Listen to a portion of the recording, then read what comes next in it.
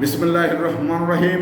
সংগ্রামী সকল ফেসবুক ভাই বোন বন্ধু, বাংলাদেশের বাইরে এই ভিডিওটি যারা দেখবেন, আমার পক্ষ থেকে জানাই সংগ্রামী সালাম, আসসালামু আলাইকুম।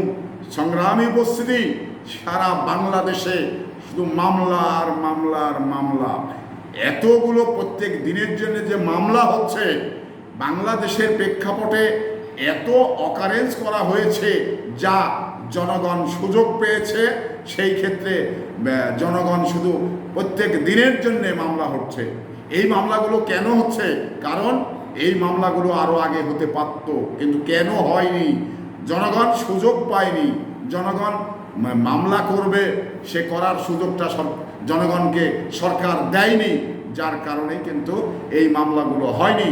তো সংগ্রামী উপস্থিতি, আপনারা একের পর এক দেখছেন এই যে জাতিসংঘের যে জরিপ উঠে আসছে, তাতে আপনার 650 জন মানে বড় মানুষ মারা গেছেন, 30 জন মারা গেছেন এই শিশু। এই যে অবস্থায়, তাহলে একটি করে মামলা হলে 680টি মামলা হয়, আর এই 680টি মামলাতেই যিনি প্রধানমন্ত্রী ছিলেন উনি কিন্তু আসামি হচ্ছেন। সেটা প্রক্রিয়াধীন এবং মানে নিয়মই বলে যে সে আসামি হবে, যার ধারাবাহিকতায় কিন্তু সে আসামি হচ্ছে। তো এখানে এই মামলাগুলো আজকে আওয়ামী লীগের অনেকেই ধরা পড়েছেন। ওটা বিভিন্নভাবে কালকে দেখেছেন যে পিলখানার যে ঘটনাটি, সেটা কিন্তু এই শাকিল আহমেদের যে ছেলে, উনি কিন্তু সাংবাদিকের সামনে এসেছিলেন, এসে বলেছেন তারা মামলা করবেন, মামলার প্রস্তুতি চলছে। তো এই একটি সভ্য দেশে যে বিচার, যে চার্জশিট করা হয়েছে, চার্জশিট যেনারা করেন, এনারা কি বলেছেন শুনেছেন তো আপনারা? এনারা বলেছেন যে জোর করে আমাদের চার্জশিট করে নিয়েছে। এবার যারা সরকারে ছিলেন তারা কিন্তু আমাদের দিয়ে জোর করে তারা কিন্তু চার্জশিট করে নিয়েছেন। এবার সলিমুদ্দিনের কাছে কলিমুদ্দিনের নাম দিয়ে চার্জশিট করা হয়েছে, এটা কিন্তু এরা পরিষ্কার কথা বলেছেন। এবার এই মামলাতে প্রথমত হাসিনা, 2 নম্বরে শেখ সেলিম, 3 নম্বরে এই ফজলে নূর তাপস, এরা কিন্তু মানে এদের নাম কালকে প্রকাশ হয়েছেই। তো সেই জায়গা থেকে দেখুন এই মামলাগুলো তাদের নামে হওয়ার কথা, কিন্তু ঘুরিয়ে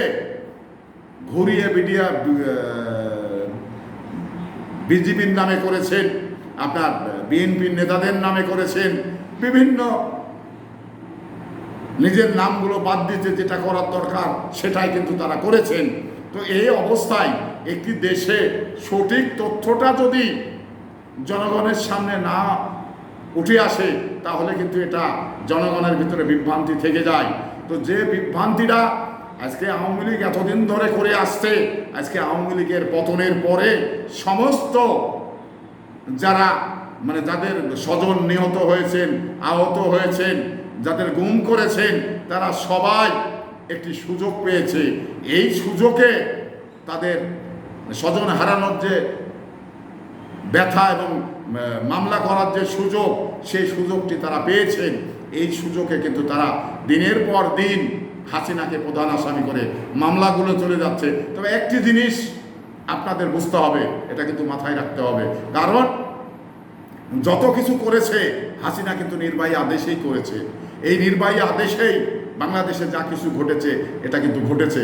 তো সেই ক্ষেত্রে হাসিনা যে 1 নম্বর আসামি, এতে করে মানে তাকে যে 1 নম্বর আসামি করতে হবে এটা 100%, কারণ তার নির্দেশেই এই সমস্ত ঘটনাগুলো ঘটেছে। তো সংগ্রামী উপস্থিতি, মানুষ আসলে সেই সময় হয়তো সুযোগ পায়নি। আজকে এই সরকারের পতন হয়েছে, সরকার পালিয়ে গেছে। তো সেই জায়গা থেকে স্বচ্ছতা বের করে আনার জন্যে যে জনগণ সুযোগ পেয়েছে, এই সুযোগটা জনগণ কাজে লাগাচ্ছে। তো এবার একটি জিনিস আমরা যারা বাংলাদেশের নাগরিক, তাদের কিন্তু বিষয়টি বুঝতে হবে, এই কথাটি বুঝতে হবে। কারণ দেখুন, একটি করে মামলাতে প্রধান আসামি হাসিনা, তারপরে আওয়ামী লীগের 2 নম্বরে আরেকজন, এইভাবে বিভিন্নভাবে তারা সারা বাংলাদেশটাকে মানে খুনের রাজত্ব তৈরি করেছিল। তো সেই খুনের আসামি থেকে তো হাসিনা বাদ দিতে পারে না। তো একটা করে মার্ডার মামলাতে যদি লাইফ সাজা হয়, মনে করে নিন, আমি বিচারক না, আমি বিচার নিয়ে রায় নিয়ে কথা বলতে পারি না, তবে বলার ক্ষেত্রেই, এটা আলোচনা করার ক্ষেত্রেই কিন্তু এই ধরনের কথাটা আমি আপনাদের আলোচনা করছি। তো একটি মামলাতে যদি মনে করেন যে 31 বছর সাজা হয়, তাহলে 680টি মামলা হলে কত বছর সাজা হবে? একটি মামলাতে যদি সত্য তথ্য প্রমাণ যদি প্রমাণিত হয়, তাহলে এই মার্ডার মামলাতে মৃত্যুদণ্ড হতে পারে।